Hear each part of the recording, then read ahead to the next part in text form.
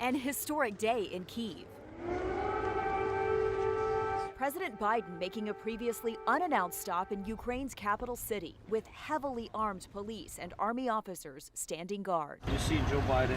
Ukraine President Volodymyr Zelensky showing Biden his plaque, among others, honoring world leaders who stood with Ukraine in dark times. The two presidents also discussing the path forward in the nearly year-old war with Russia. Freedom is priceless. It's worth fighting for as long as it takes, and that's how long we're going to be with you, Mr. President, for as long as it takes. Hours before Air Force One took off, the U.S. alerted Russian officials about Biden's trip to prevent potential conflicts.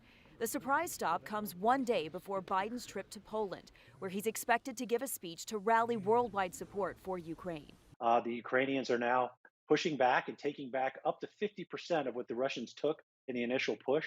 It is working. But polling this month from ABC News and The Washington Post finds 33% of Americans saying the U.S. is doing too much for Ukraine. That is up from 14% last spring. And after many Republicans insisted the U.S. will not give Ukraine a blank check. That is an argument that this White House strongly rejects. They note that Ukraine isn't getting everything they have asked for. Biden said today there is now significant support in Congress for Ukraine. In Dallas, I'm Teresa Woodard.